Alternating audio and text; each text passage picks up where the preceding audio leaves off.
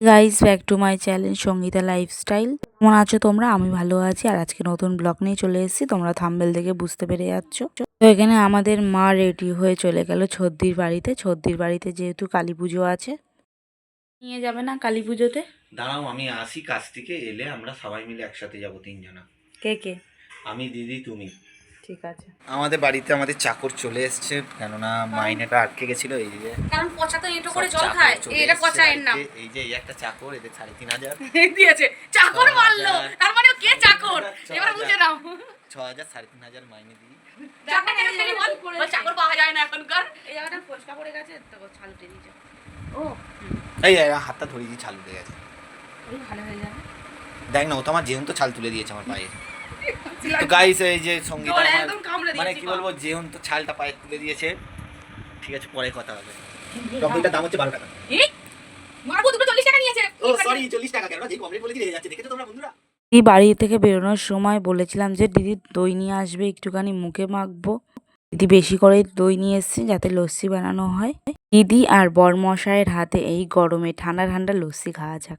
কেমন হয়েছে তোমাদেরকে অবশ্যই আমি বলবো। আর এই গরমে কে কে লস্যি খেতে ভালো লাগে আমাকে কমেন্ট করে জানাবে।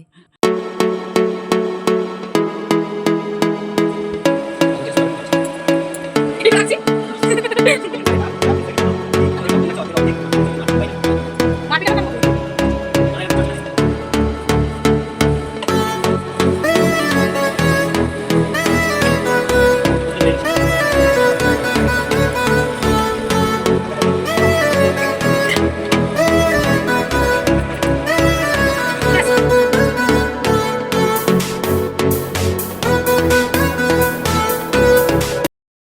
ও বানিয়েছে, প্রথমে ওকে দিয়ে আমি টেস্ট করাচ্ছি, যদি খারাপ হয় আমি খাবো না নিজে।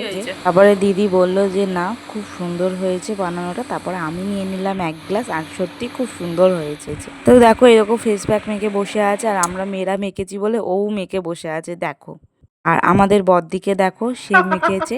দেখো কেমন ভূত ভূত লাগছে না, 3টে ভূত। একটুখানি দই বেঁচেছিল বলে আমি একটু ঘরেই লস্যি বানিয়েছি সন্ধ্যাবেলাতে। এই আমি পারিনি, কিন্তু এ দেখো তা বলে এত অপমান করছে আমাকে। রং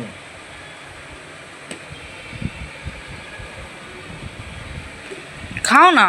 না, ফেলে দিচ্ছি, ফেলে দিচ্ছি। হ্যাঁ, ঠিক হবে। বদ্দির বান্ধবী আর বান্ধবীর বর এসেছে বলে, আর আমাদের বাড়িতে ফার্স্ট টাইম এসেছে, তাই আমরা পিক আপ করতে আসলাম। অন্ধকারের মধ্যে আমি আমার মুখের অবস্থাটা কি করেছি দেখো। আর কারেন্ট চলে গেছিলো, ঝড় বৃষ্টি হচ্ছে প্রচণ্ড, তাই মন খারাপ করে বসে আছি আমরা। বাজে রাত 2টো। তো কী করবো, বৃষ্টি আমাদেরকে যেতে দিল না।